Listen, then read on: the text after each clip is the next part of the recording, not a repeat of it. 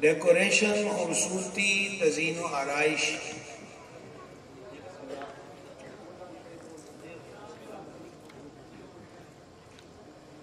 Bank کی جگہ بدلنا پلیز، بینک کی جگہ بدلنا۔ 2022 میں جتنی بھی جدید سے جدید چیزیں عمارات، ہوٹلوں، گھروں، محلات کے لیے بنی ہیں، سوچتا ہوں کہ اس دور جدید میں بھی وہ تزئین و آرائش کوئی نہ پیدا کر سکا جو خوبصورتی رب نے اپنے محبوب کی جلوہ گری، رونق افروزی اور کائنات میں تشریف لانے پر اہتمام فرمایا۔ دیکھیں، ایسا نہ تھا کہ میلاد شریف بس 12 ربیع الاول شریف کو صبح صادق کے وقت، کہ جب نہ الیکٹرانک میڈیا تھا، نہ سوشل میڈیا تھا، نہ پرنٹ میڈیا تھا، محض یہ ایک 2-4 خاندانوں تک خبر تھی۔ نہیں، سرکار کی ولادت شریف کی خبر، بلکہ خبر خوش جسے کہتے ہیں خوش خبری، یہ شرق سے غرب تک، شمال سے جنوب تک، فرش سے عرش تک۔ تھوڑی سی آواز ادا کر دیں گے سننے والے بھائی۔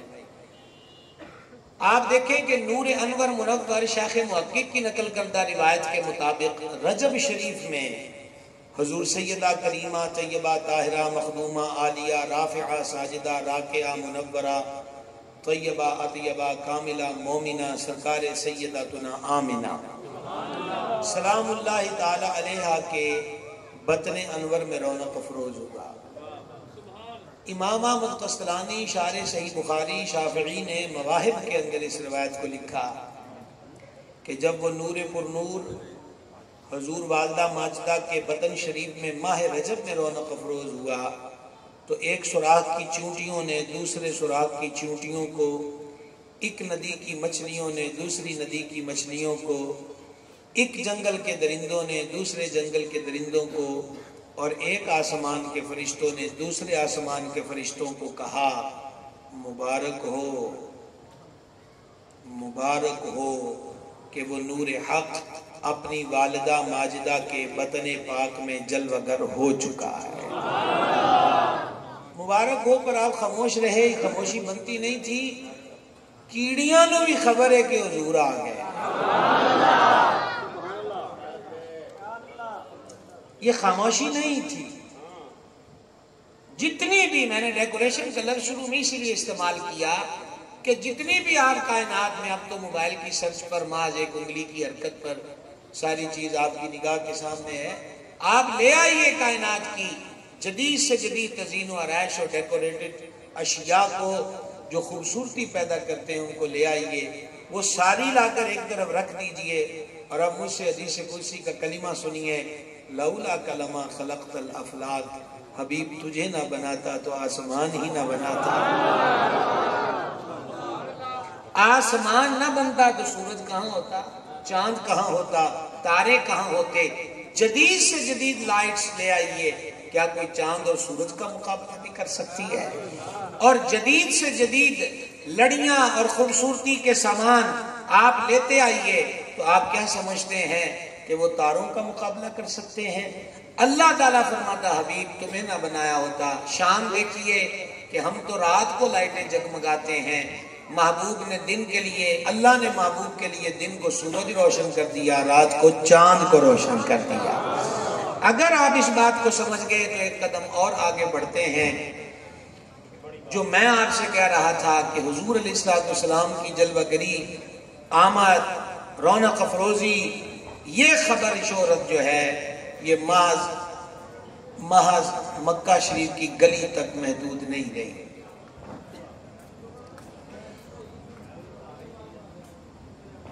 کسرا کے محل میں حرکت پیدا ہوئی، توجہ آپ کی میری طرف رہے گی، کچھ بھی نہیں ہوا۔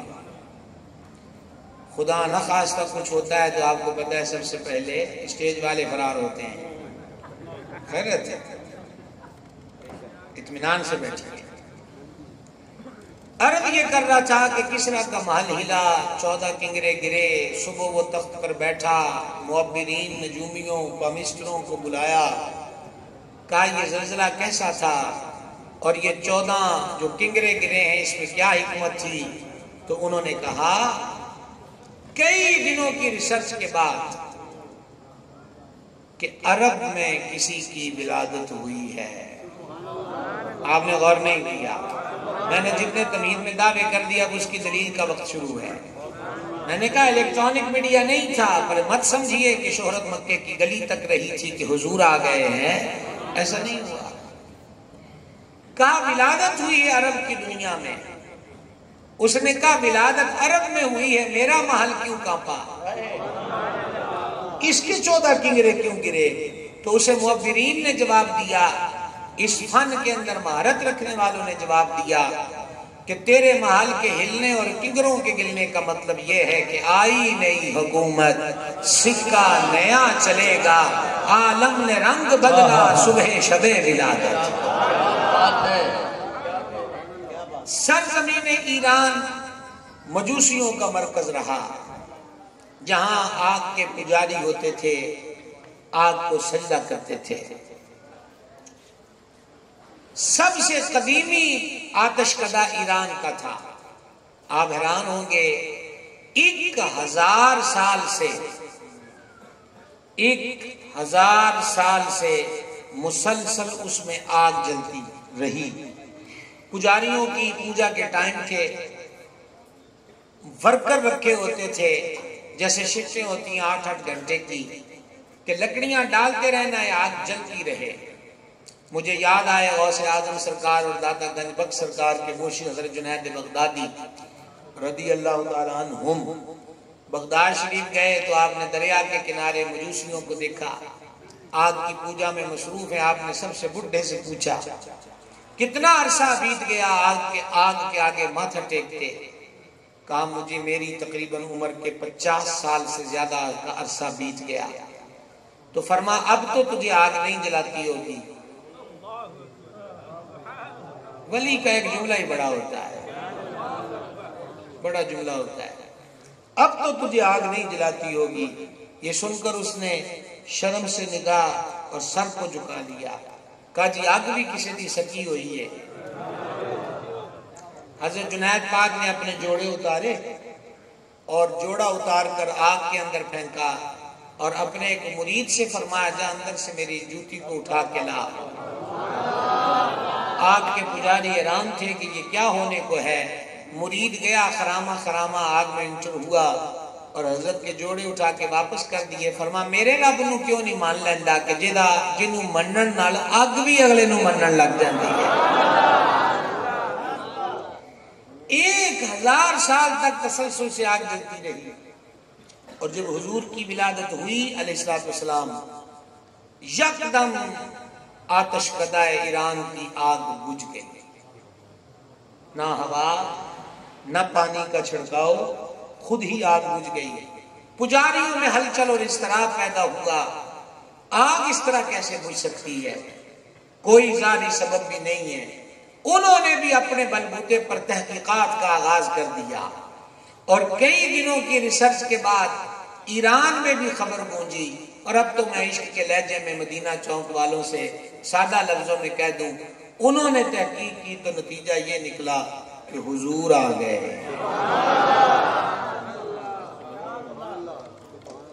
غور کیا آپ نے؟ غور کیا آپ نے؟ بڑی بات ہے، ماشاءاللہ ماشاءاللہ، حضور آ گئے۔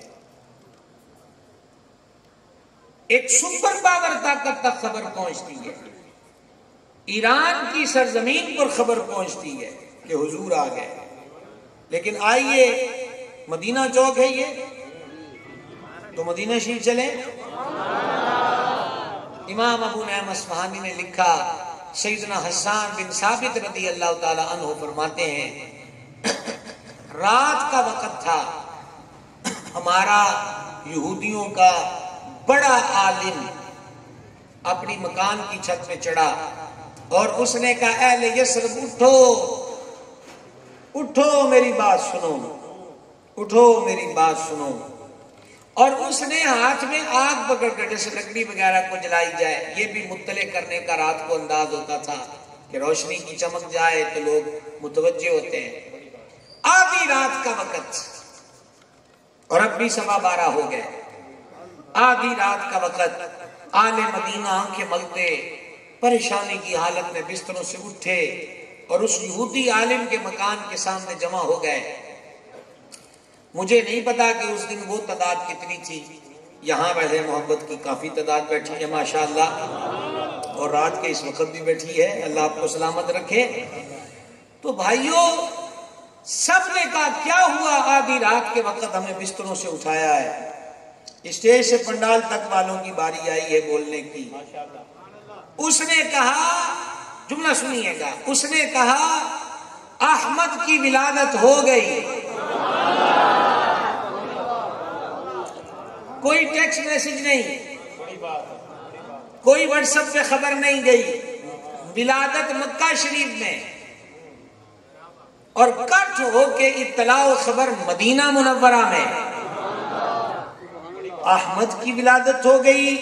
یکدم نیند اڑ گئی، سستی کافور ہو گئی. وجہ یہ ہے کہ آل مدینہ کو یہودی علماء تورات میں سے حضور کی نعتیں پڑھ کے سناتے تھے. ان کا شوق تھا کہ ہم ان کی دید کا شرف پائیں گے. سب نے بے چین انداز کے اندر کہا کہاں ولادت ہوئی ہے، کہاں ولادت ہوئی ہے. اس کا جواب تھوڑا مایوس کن تھا. اس نے کہا اے میں نہیں پتا. جب یہ جواب سنا تو سامعین کو تھوڑا تیور چڑھ گئے کہ پتہ نہیں کہ پھر تو دس دا کس وجہ تو میں ہے کہ احمد کی ولادت ہو گئی. لو جی ڈیکوریشن والا لفظ یاد رکھنا. اور مقام وہ آ کھڑا ہوا. اس نے کہا آسمان پہ نظر ڈالو. سب آسمان کو دیکھنے لگے. کہا وہ سرخ تارا دیکھ رہے ہو؟ کہا دیکھ رہے ہیں. جملہ سنیے گا. اس نے کہا یہ تارا پہلے کبھی دیکھا ہے؟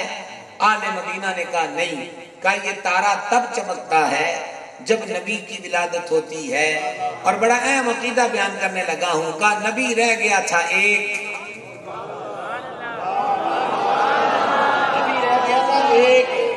نبی رہ گیا تھا ایک، اور آخری تارا گیا ہے چمک. عرش نے خبر دے دی کہ حضور آ گئے.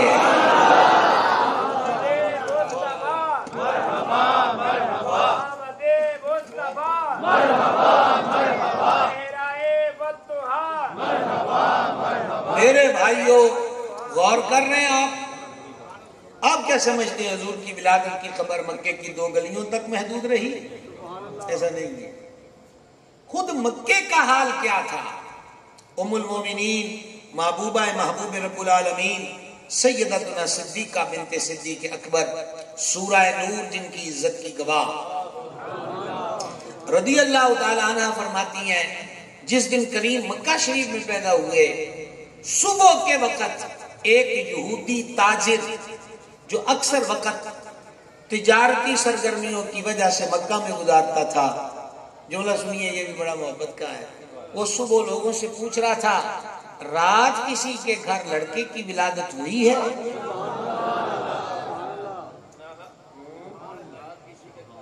کلے تسی ہوئی 1500 سال بعد چوک چ بہ کے سرکار کی آمد مرحبا نہیں. یہ خبراں بڑیاں پرانیاں نے. اور اعلیٰ حضرت عظیم البرکت مجدد دین و ملت کشتہ عشق رسالت 14ویں صدی کا مجدد 1000 کتابوں کا رائٹر اپنے دور کا ابو حنیفہ غوث اعظم کا نائب امام احمد رضا، امام احمد رضا علیہ سنت و جماعت کا ترجمان بھی ہے، امام بھی ہے. اور امام احمد رضا کسی نئے نظریے کا بانی نہیں. اچھا میں پچھلی محفل سے آیا ہوں، ابھی ساؤنڈ کے قریب باتیں ہو رہی تھی، یہاں بھی ہو رہی ہوں، کوئی اتحاد ہو گیا ہے. اور میں اساس طبیعت کا آدمی ہوں، باقی کچھ بھی نہیں چاہیے، صرف توجہ چاہیے. توجہ ہے آپ کی؟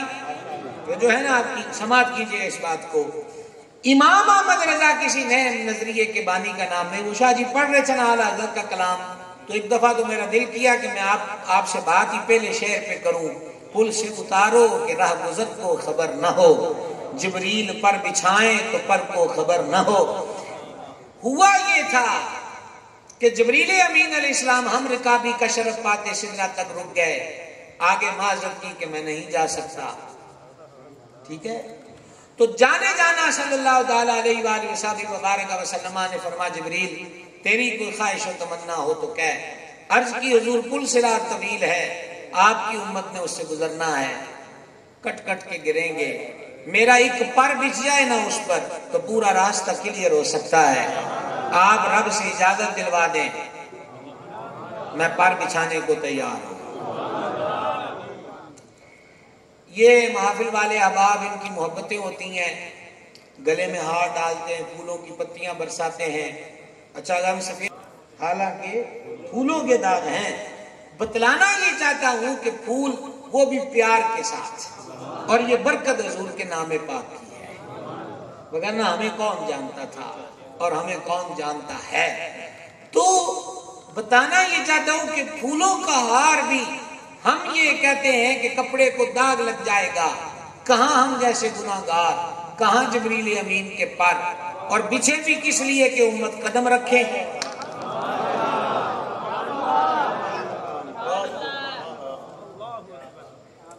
امت کے قدموں کے نیچے یہ چادر ہے، آپ کے پاس کسی کے پاس جیبی رومال ہوگا، کسی کے پاس کچھ ہے، کوئی جو کسی کو اس کے پیر لگنے دے؟ میں نے کہا یار میں منہ بھی صاف کرنا ہوتا ہے، تو انہوں پیر کیوں لائے دے؟ کہاں ہم اور ہمارے منہ، اور کہاں فرشتوں کے سردار کے پر، اور بچھے کہاں زیر قدم؟ کیا وجہ ہے؟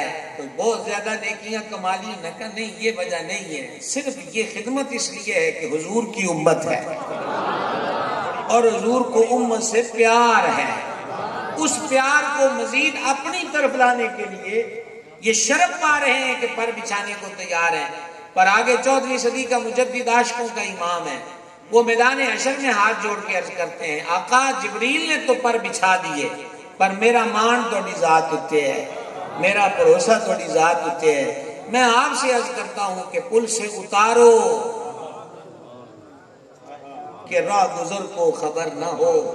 راہ گزر جس پہ پیر رکھ کے چلتے ہیں، اور حضور اگر جبریل پر بچھائیں تو پر کو خبر نہ ہو، ایسی نگاہ کر کے مجھے پل سے پار لگا دیجئے۔ یہ نظریہ محبت ہے۔ تو ہم کہاں پہنچے تھے؟ صدیقہ پاک فرماتی ہیں رضی اللہ تعالیٰ عنہ، وہ صبح پوچھ رہا تھا رات تم میں سے کسی کے گھر لڑکے کی ولادت ہوئی ہے؟ تو بعض لوگوں نے اسے کہا کہ جناب عبد المطلب کے ہاں پوتا ہوا ہے۔ اس نے کہا کہ میں نے دیکھنا ہے، میں نے اس کو دیکھنا ہے۔ کہا دکھا دیتے ہیں۔ کچھ لوگوں کے ساتھ سرکار عبد المطلب کے ہاں وہ یہودی آیا اور کہا جی آپ کے ہاں پوتا ہوا ہے؟ فرما ہاں۔ کہا میں ایک جھلک دیکھنا چاہتا ہوں۔ فرما دکھا دیتے ہیں۔ سرکار عبد المطلب حضور جان نور کو اٹھا کے لائے، اس نے چہرہ پر نور تو دیکھ ہی دیا، لیکن وہ کمر مبارک کو پلٹ کر دیکھنے لگ گیا۔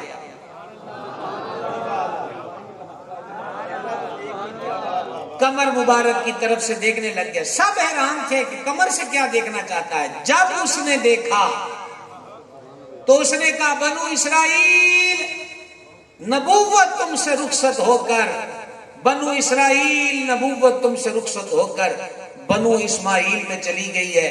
یہ کہہ کر بے ہوش ہو کے گر گیا۔ لوگ اس کو اٹھا کے لے کے چھینٹے مارے، اٹھاؤ تینوں کی ہوا ہے؟ اس نے کہا جس کو میں نے دیکھا ہے، اور یہ جس نے بھی دیکھا ہے اور جہاں بھی دیکھا ہے، جس نے سامنے بیٹھ کر دیکھا اس نے کہا وَأَحْسَنُ مِنْكَ لَمْ تَرَ قَطُّ عَيْنِي۔ پہنچے کہ نہیں پہنچے؟ اور جس نے بیداری اور خواب میں دیکھا اس نے کہا وہ کمال حسن حضور ہے کہ گمان نقش جہاں نہیں۔ اور جس نے ہمرا وادی میں دیکھا اس نے کہا ایسے صورت نو میں جانا تھا۔ اور دیکھنے والے کیفیات ہے۔ تو اس نے کہا کہ جس کو میں نے جس کی زیارت کی ہے وہ عام بچہ نہیں ہے، وہ اللہ کا نبی ہے ہم یہ سوچتے ہیں اور اس نتیجے پر پہنچے ہیں، ایک یہودی کو جلوہ دیکھ کے خبر ہے کہ یہ نبی ہیں، تو جو خود نبی ہیں انہیں کیوں نہ خبر ہوگی کہ میں اللہ کا نبی ہوں؟ سمجھ گئے بات کو؟ اچھا، اگر اتنی باتیں آپ کی سمجھ میں آ گئی کہ شہرت کتنی ہوئی ان کی ولادت شریف پر، تو میں اختتامی آخری خطاب کا حصہ جو ہے، کافی منٹ آپ سے بات ہوگی اور مجھے معلوم ہوا کہ ماشاءاللہ بھی محبت کا سلسلہ اور بھی نعت خواں بھائی ہمارے ہیں چلے گا، تو الحمدللہ کوئی یہ ذکر پاک ماشاءاللہ ایک پھول کافی ہوتا ہے۔ ہم دوسرے حصے میں آ رہے ہیں، اس پہ ذرا غور کیجئے گا۔ میلاد شریف منا کے ہمیں ایک مدت بیت گئی، تھوڑی سی توجہ کی ضرورت ہے، اور وہ یہ ہے، اس میں تو شک کی کوئی نہیں، یہ جو گلیوں کا سجانا، یہ جلوس، یہ لنگر، یہ سب کچھ ایک بزرگ کو سرکار علیہ السلام کا دیدار نصیب ہوا، عرض کی حضور جڑے تواڈے آن تے خوش ہوندے ہیں، تسی تواڈی بارگاہ چ انہاں کی لبدا ہے؟ فرما جو ہمارے آنے سے خوش ہیں ہم بھی ان سے خوش ہیں، الحمدللہ، شک کوئی نہیں ہے۔ البتہ اندھیرے اتنے ہو چکے ہیں کہ اب ہمیں میلاد کا سبق یاد کرنے کی ضرورت ہے، اندھیرے بہت ہو چکے ہیں، وحشت عام ہے۔ میں آپ کو میلاد کا سبق جو ہے وہ صرف 2 سبق، اور وہ بھی میلاد ہی میں آپ سے ذکر کرنے لگا ہوں، 2 سبق۔ پہلا، ابن کثیر نے البدایہ میں لکھا، سیدتنا مخدومہ حلیمہ سعدیہ رضی اللہ تعالی عنہا، میری سب اسٹیج پر رونق افروز اور شرف پانے والے حضرات سے گزارش ہے کہ اہل سنت و جماعت کا ترہ امتیاز ادب ہے، اس لیے لہجے جائیں جہاں جاتے ہیں، لیکن ہمیں کبھی بے ادبی کی طرف نہیں جانا چاہیے۔ ہمارے عمومی طور پہ گفتگو میں لوگ کہتے رہتے ہیں حلیمہ گئی تھی، حلیمہ انج کیتا، حلیمہ انج کیتا، کبھی حسب ضرورت ایک آدھی بار یوں نام لے لیا گیا، یہ ایک الگ چیز ہے، لیکن اسے عادت نہیں بنانی چاہیے، وہ معمولی بی بی نہیں ہے۔ غزوہ حنین سے واپسی پر کریم جلوہ گر ہیں کہ برقع پوش بی بی حاضر خدمت ہوئی، سرکار ان کے لیے کھڑے ہو گئے، ہاتھ سے پکڑ کر لائے، دوش نبوت سے چادر اتار کر بچھائی، ان کو ساتھ بٹھایا، کچھ دیر کلام فرمایا، پھر رخصت کرنے تشریف لے گئے۔ صحابہ کرام نے عرض کی، یہ کون بختور تھی جس کے لیے عرشوں کے دولہا نے قیام بھی کیا، چادر بھی بچھائی؟ فرما میری رضائی ماں حلیمہ سعدیہ تھی۔ اس سے بھی 2 باتوں کا علم ہوا کہ حضرت حلیمہ پاک کا مقام کیا ہے، اور دوسری یہ سمجھ میں آئی کہ دودھ پلانے والی ماں کا یہ مقام ہے، تو حقیقی ماں کی عظمت کا عالم کیا ہوگا، شان کیا ہوگا۔ ادب اداب کے ساتھ اسی طرح ایام محرم میں کربلا معلیٰ میں رونق افروز، عزت مآب، عفت مآب، عالی جناب، سیدات و طاہرات و طیبات، رسول پاک علیہ السلام کے خاندان کی پاک باز عالی مرتبت شہزادیاں، اس کے لیے ہمارے بہت سارے سادات کرام، حضرت شاہ صاحب بھی تشریف رکھتے ہیں، وہ فرماتے تھے کہ تانوں کی حق بنتا ہے کہ ساڈے گھرانے دیاں بیبیاں دے نام وہ بھی کلا نام القاب کے بغیر جس نہیں۔ حضرت سیدی قطب مدینہ علیہ رحمہ کے پاس حاجی گیا نا فیصلہ پاکستان سے، تو اس نے کہا جی میں جناب 4 دن ہو گئے مدینے آئے نہیں، پھر میں مکے جانا ہے، پھر مدینے آواں گا تو پھر میری مدینے میں فلیٹ ہے۔ تو حضرت قطب مدینہ رحمۃ اللہ علیہ سن کے مسکرائے، فرمایا بڑے جگرے آلا ہے، اسی تے کدی بدر نو بھی کلا بدر نہیں آکھیا، بدر شریف ہی آکھیا ہے، کہ تو 3 واری نہ لیا ہے، آکھیا مدینے آیا تو مدینے ہو جانا، مدینہ شریف کہا کرتے ہیں۔ یہ ادب کی بولی، پیار والی بولی ہے۔ حضرت سیداتنا حلیمہ سعدیہ رضی اللہ تعالی عنہا فرماتی ہیں کہ مفلسی و غربت بسیرا کیے ہوئے تھی، اور میں کئی دن سے فاقے سے تھی، اور ان کے صاحبزادے تھے سیدنا عبداللہ رضی اللہ تعالیٰ عنہ، وہ بھی اس رات روتے رہے ہیں جب وہ لینے آئی ہیں سرکار کو۔ صبح فرماتی ہیں میں بارگاہ میں حاضر ہوئی تو سرکار سفید رنگ کے اونی لباس میں تھے، تو میں نے غور کیا نا تو چہرے کی چمک کے آگے اون دی سفیدی بھی کچھ نہیں سی۔ اور دوسرا حضور کی چشمان کرم سے نور نکل کر آسمان سے ٹکرا رہا تھا. میرے دل نے کہا اے حلیمہ ایسا حسین شہزادہ نہ کبھی دیکھا نہ کبھی دیکھوں گی. یہ ہر ویکھن والے نہیں آتے. سمجھے کہ نہیں آئی؟ مصر دیاں زنانیاں نے حضرت یوسف علیہ السلام کو دیکھ کر انگلیاں کاٹ کر کہا تھا اللہ کی قسم یہ بشر نہیں ہے. انتظار کر لیتا ہوں میں آپ کا، اگر میرا جملہ آپ تک نہیں پہنچا انتظار کر لیتے ہیں. یہ تو قرآن میں بیان کیا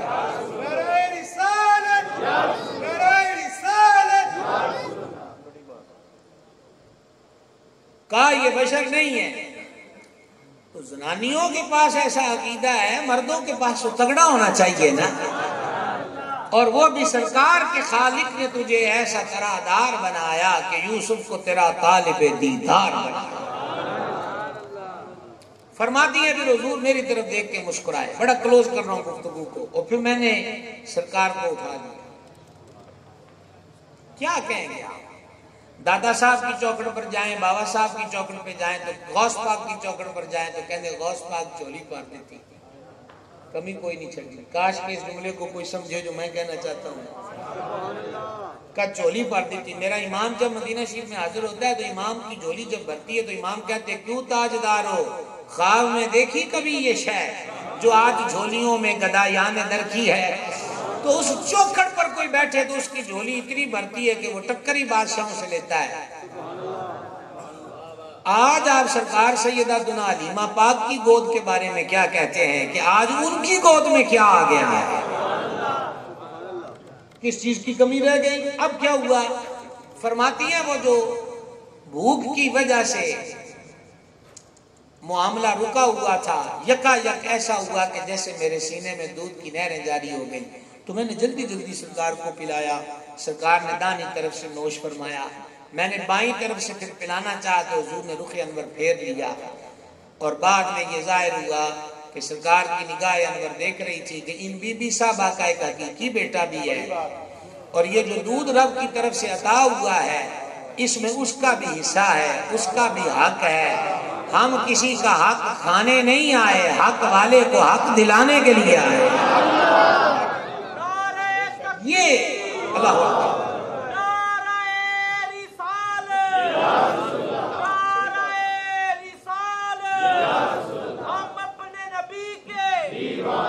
یہ میلاد شریف کا بہت بڑا میسیج ہے کہ حق والے کا حق. خالص دودھ ہے، وہ خالص دودھ کے پیسے بھر رہا ہے تو اس کا حق ہے کہ اسے خالص دودھ ملے. ایک نمبر دوائی ہے، وہ ایک نمبر دوائی کے پیسے بھر رہا ہے تو اس کا حق ہے کہ اسے ایک نمبر دوائی ملے. وہ اصل سونے کے پیسے بھر رہا ہے تو اسے اصل سونا ملے. اس نے داغی پھل نہیں مانگے، بولا ریٹ زیادہ دوں گا، مجھے اچھا پھل چاہیے. نظر چرا کے داغی پھل اس کے لفافے میں ڈال دیا، اس کا حق مارا گیا. بیسن، ہلدی، آٹا، تیل، وہ تیل کے پیسے دے رہا ہے، ہلدی کے پیسے دے رہا ہے، مرچ کے پیسے دے رہا ہے. وہ پیسے اصل چیز کے دے رہا ہے اور اگر اسے 2 نمبر مل رہی ہے تو اس 2 نمبری کرنے والے نے اس کا حق مارا ہے. بڑا اندھیرا ہو گیا ہے. پھر میلاد منانے کی ضرورت آ پڑی ہے. پھر میلاد منانے کی ضرورت آن پڑی ہے. تیسری بار کہہ رہا ہوں پھر میلاد منانے کی ضرورت آن پڑی ہے. بھائیو ارد گرد کے ہسپتالوں کے چکر لگائیے. کثرت سے امراض بڑھ رہے ہیں اندر کے، وہ جگر کے ہوں، وہ معدے کے ہوں، وہ پتے کے ہوں، وہ دیگر امراض اندر کے ہوں. اسباب کیا ہیں؟ اسباب یہ ہیں کہ ملاوٹ والا ان چند کاغذوں کی خاطر کیمیکل ڈال ڈال کے لوگوں کو چیزیں بیچ رہا ہے، لوگوں میں زہر فروخت کر رہا ہے، ان کی زندگیوں سے کھیل رہا ہے. میلاد والے کریم نے تو تعلیم یہ دی ہے جو ایک کی زندگی بچائے اس نے ساری انسانیت کی زندگی کو بچا لیا. تو ہم میلاد شریف منا کر بھی زندگیوں سے کھیلیں تو پھر یہ عشق کا کھیل نہیں ہے. جان کیا آپ نے کہ نہیں کیا؟ پھر یہ عشق کا کھیل نہیں ہے. دھوکہ، سرکار فرماتے دھوکہ دینے والا ہم میں سے نہیں ہے، ملاوٹ کرنے والا ہم میں سے نہیں ہے. میں کتنی بازو اور بائیں اوپر اٹھا کے کہتا رہا ہوں حضور میں آپ کا ہوں، یا میں آپ کو محفل گرمانے کے لیے آپ کو بھی ساتھ شامل کر لوں کہ بھائی ہاتھ اٹھا لو اور کہو حضور میں آپ کا ہوں۔ حضور پہلے فرما چکے دھوکہ دینے والا میرا نہیں، ملاوٹ کرنے والا میرا نہیں، ظلم کرنے والا میرا نہیں ہے، تو پھر کرنا کیا ہے؟ جے یار فرید قبول کرے، جے یار فرید قبول کرے، سرکار بھی تو تے سلطان بھی تو، جو فرما دیا ہے اب ہمیں اس کے اپنانے کی ضرورت ہے۔ اپنانے کی کیا ہے؟ دو کا وعدہ کیا تھا، ایک بات کہہ دی، اور آخری بات یہ ہے وہ بھی میلاد کے ایریے میں آپ کی خدمت میں پیش کر رہا ہوں۔ میرا اپنا میلاد بیان کرنے کا طریقہ ہے۔ ابن کثیر نے لکھا کہ 16 یا 17 بکریاں تھیں حضرت علیمہ پاک رضی اللہ تعالیٰ عنہ کے گھر پر، خشک سالی کی وجہ سے وہ گھر میں دبک کے بیٹھے، موت کے قریب تھی۔ حضور آئے بہار آ گئی، حضور آئے بہار آ گئی، حضور آ گئے بہار آ گئی۔ اب جب جانے جانا علیہ الصلوۃ والسلام رونق افروز ہوئے تو آپ کو معلوم ہے کہ کیا ہوا؟ وہی بکریاں جو مریل تھیں، کمزور تھیں، اٹھ نہیں سکتی تھیں، چل نہیں سکتی تھیں، اب ان کا حال یہ ہو گیا کہ وہ اٹکیلیاں کرتی بھاگ رہی ہیں، ادھر سے ادھر، انرجی آ گئی، پاور آ گئی، اور طرفہ یہ کہ دودھ سب سے زیادہ دینے لگ گئی، اور باقی چرواہوں کے مالکان جو تھے انہوں نے کہا، وہ اپنے ساڑھے پنجابی کہنے ہوتے نا، وہ تو 2 پیر اگاں ٹور جایا کر، اسی بھی اتھے بکریاں کیوں نہیں چراندے جہاں علیمہ پاک کی بکریاں چرتی ہیں؟ چرواہوں نے کہا جناب اسی تے پھر پٹھے والے پاسے دوڑتے رہنے ہیں، یہ تے پدری زمین تے کھلوتیاں ہوندیاں نے، منہ ماردیاں رہندیاں نے، کھاندیاں کی نے سانو نہیں کدی نظر آیا۔ جی آپ کی نظر جملہ کرنا ہوں، پھر آپ کی برکت سے جہاں پہنچے سو پہنچے۔ اللہ تعالیٰ نے جو خوراک حضرت علیمہ کی بکریوں کے لیے رکھی، رب تے وہ پٹھے بھی ہر ایک کو نہیں بخاندہ۔